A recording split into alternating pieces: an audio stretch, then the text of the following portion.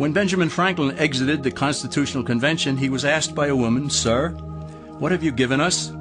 His immediate response was, "A republic, ma'am, if you can keep it." Yet most Americans today have been persuaded that our nation's governmental system is a democracy and not a republic. The difference between these two is essential in understanding Americanism and the American system. Before we discuss political systems, however, it's helpful to address the confusion that has been spread about the political spectrum. Many have been led to believe that the political spectrum places groups such as communists on the far left, fascists or dictators on the far right, and political moderates or centrists in the middle. However, a more accurate political spectrum will show government having zero power on the far right to having 100% power on the far left. At the extreme right, there is no government. The extreme left features total government under such labels as communism, socialism, Nazism, fascism, princes, potentates, dictators, kings, any form of total government. Those who claim that Nazis and fascists are right-wing never define their terms. This amounts to spreading confusion. Toward the middle of the political spectrum can be found the type of government limited to its proper role of protecting the rights of the people. That's where the Constitution of the United States is. Those who advocate such a form of government are really constitutional moderates. So let's analyze the basic forms of government. They are monarchy or dictatorship ruled by one, oligarchy ruled by a few, democracy ruled by a majority, republic ruled by law, and anarchy, which is ruled by no one. In discussing these five, we'll see that they can be narrowed down to even fewer. Looking first at monarchy or dictatorship, this form of government doesn't really exist in the practical sense. It's always a group that puts one of its members up front.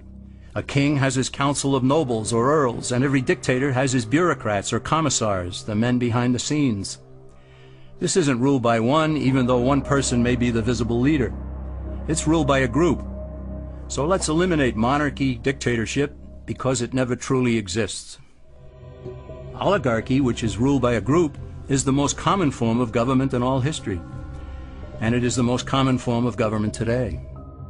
Most of the nations of the world are ruled by a powerful few, and therefore oligarchy remains. At the other end, we find anarchy, which means without government. Some people have looked over history and found that many of its worst crimes were committed by governments. So they decided that having no government might be a good idea. But this is a mistake, because as the ancient Greeks stated, without law there can be no freedom.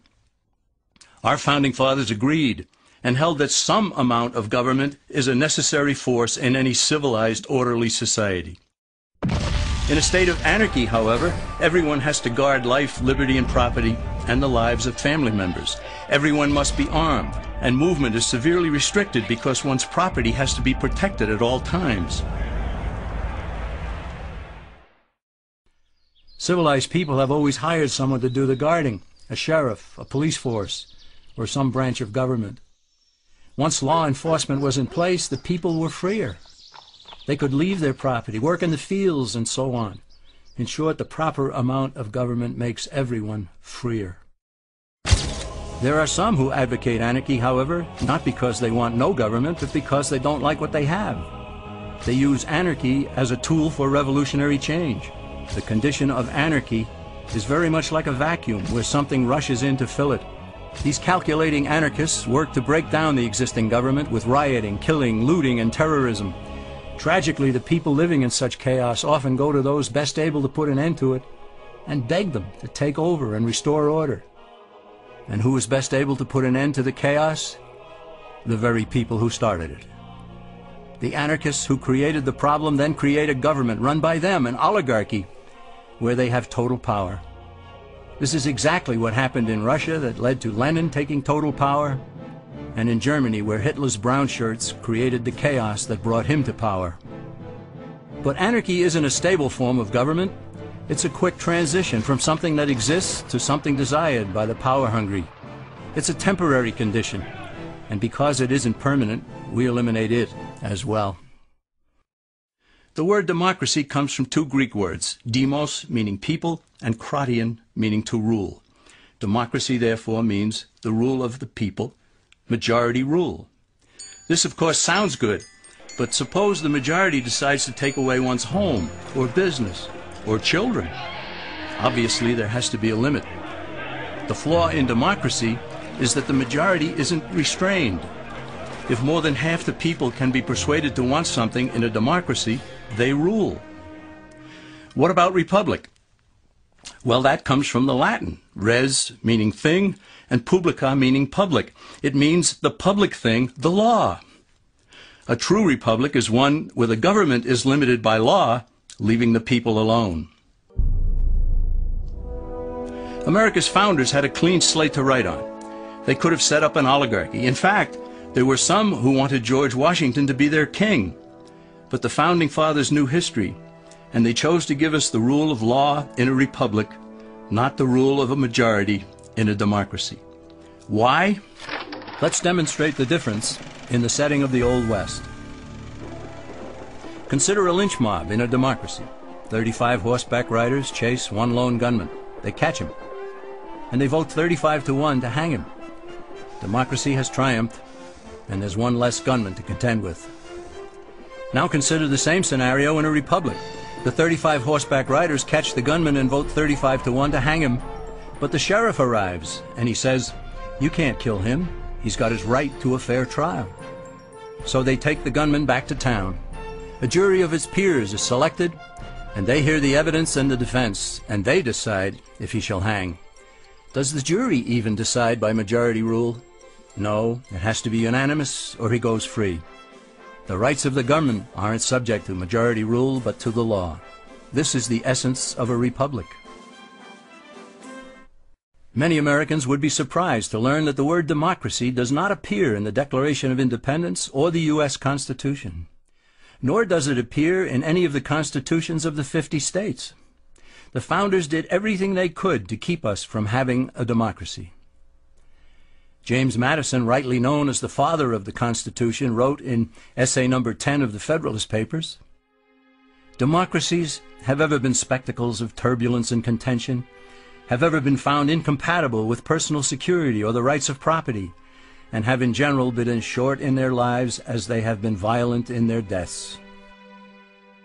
Alexander Hamilton agreed, and he stated, "We are a republican government. Real liberty is never found in despotism or in the extremes of democracy."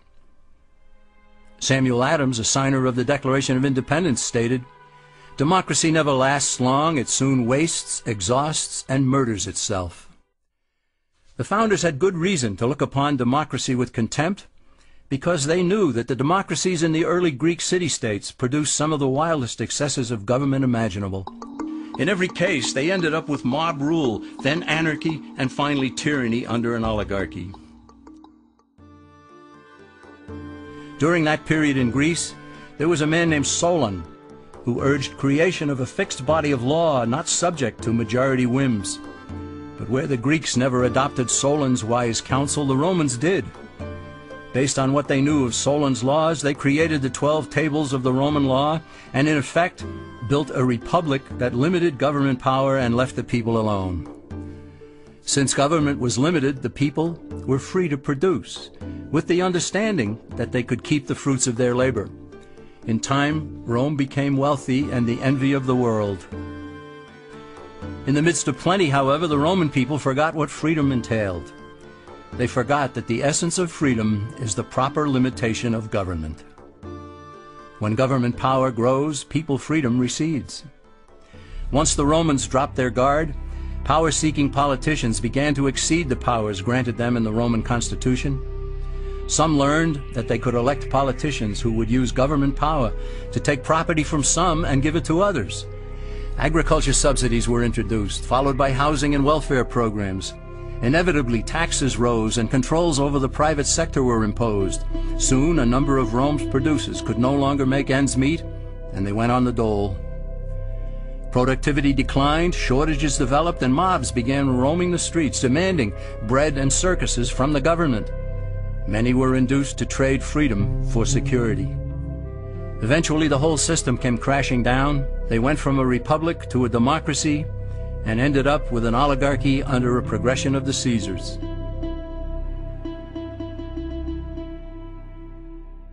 Thus, democracy itself is not a stable form of government. Instead, it is the gradual transition from limited government to the unlimited rule of an oligarchy. Knowing this, we as Americans are ultimately left with only two choices. We can keep our republic, as Franklin put it, or we will inevitably end up with an oligarchy, a tyranny of the elite.